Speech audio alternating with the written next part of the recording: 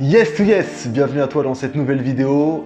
Comme promis, je suis actuellement dans mon nouveau logement et je voulais te partager justement l'aboutissement qui a été très long et tu dois le savoir, le financement reste toujours compliqué dans la conjoncture actuelle. Et je voulais te montrer qu'il était encore une fois possible d'acquérir un bien en SCI, en nom propre. J'ai acquis cet appartement en 2022 avec la conjoncture économique que tu connais. J'ai acheté ce bien, c'est un 67 mètres carrés, un T3, que j'ai transformé en T4 afin d'avoir une chambre supplémentaire parce que je le loue en colocation.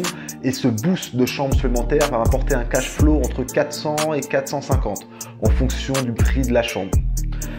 Tu dois comprendre que tu as beau lire que le taux d'usure commence à freiner les investissements. Alors je n'étais pas impacté à l'époque où je l'ai pris, c'était en mai 2022 et j'ai réussi à avoir un financement sur 25 ans en SCI. Donc il est encore une fois possible d'avoir du financement en SCI en ayant un an de différé partiel et sans avoir mis d'apport. Alors comment j'ai fait? Il y a différentes façons à cela. Premièrement, la personne qui va vous suivre à ce niveau-là, c'est votre banquier. Votre banquier, pourquoi? Parce qu'il va avoir un historique réel de toutes les locations que vous avez eues jusqu'à là.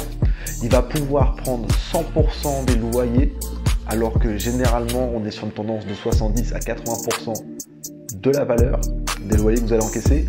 Mon banquier a réussi à prendre 100%. Pourquoi? Parce qu'il avait un historique. Ça fait 4 ans que j'investis, donc il a pu me suivre. Il fallait cependant que je crée une SCI, chose que j'ai dû faire. Donc je me suis associé à ma société, c'est-à-dire que mon entité, Florent Quesnay, personne physique, et je me suis associé avec mon entité morale, mon entreprise Master Immo Gold. Et du coup, il y a bien deux personnes, une entité, une personne morale et une personne physique, donc deux personnes. Et le fait de pouvoir faire ça, et c'est ce qui m'a permis de pouvoir investir en société. Et en société, j'ai réussi à contourner les règles de l'HCSF et justement des nouvelles réglementations au 35%. Ça a pu passer comme cela parce qu'on peut déroger 10%. Votre banquier peut vous accorder 10% d'une dérogation pour un type de financement. Il faut le savoir. Donc c'est pour ça que je vous dis qu'il n'y a que votre banquier qui pourra le faire. Et encore, vous devez avoir une relation pérenne avec celui-ci. Pour en revenir un petit peu aux chiffres, pourquoi j'ai investi dans cette colocation? Alors, beaucoup apprécié l'environnement. C'est une ville qui a été dynamique. Alors, j'ai investi dans le Grand Est. Je garde la ville secrète. Pour tout vous dire, c'était un appartement en T3 qui nécessitait pas mal de travaux. Là, on a vraiment changé toute la configuration. On a déplacé la salle de bain, on a fait une ouverture, on a fermé un autre endroit pour pouvoir avoir des grandes chambres en colocation, ce qui nous a permis d'avoir une pièce de vie plus réduite. Il faut le savoir, vous devez avoir une pièce de vie intéressante en colocation, mais priorisez vraiment les chambres, parce que la plupart du temps, les locataires sont dans leur chambre. Donc, maximisez les espaces. Mettez bien des grands dressings parce que les personnes aiment avoir ce sentiment d'espace et de rangement.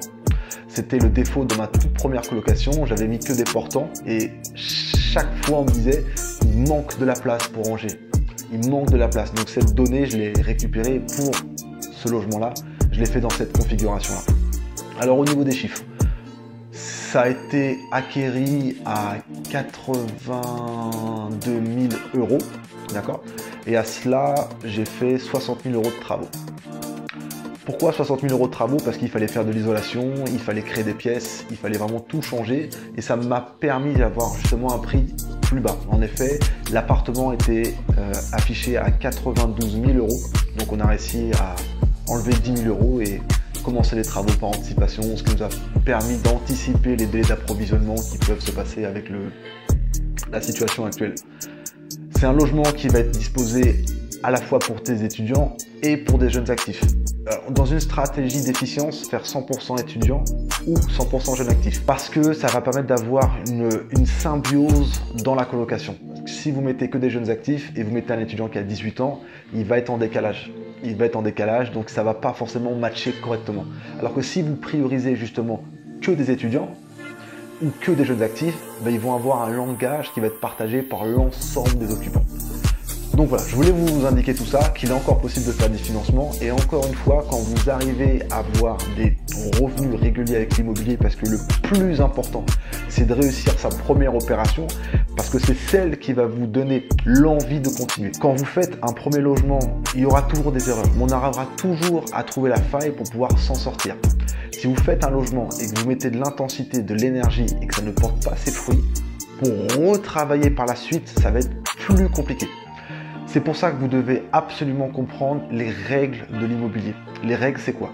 C'est pouvoir avoir son financement, ça c'est la priorité, mais c'est surtout pouvoir acheter le bien en dessous du prix du marché pour montrer à votre banquier, à l'organisme qui va vous financer, que vous avez fait une bonne affaire. Admettons, vous avez acheté un bien 100 000, mais sa valeur est de 80 000 parce que vous avez eu un coup de cœur immense, et bien le banquier aura du mal à vous financer parce qu'il va vous dire, si jamais vous ne remboursez pas, si je dois le vendre, le bien vaut 80 000, vous l'avez acheté 100 000, il aura du mal à récupérer ce delta de 20 000. Alors inversement, c'est un bien qui vaut 100 000, vous l'avez acheté 60 000, vous avez fait 20 000 euros de travaux, il est à 80 000 et en valeur que ça vaut, il vaut 110 000. Et bien là, il n'aura aucune hésitation à vous financer parce que la valeur du marché est supérieure à ce que vous avez acheté. Donc de toute manière, il saura se retrouver.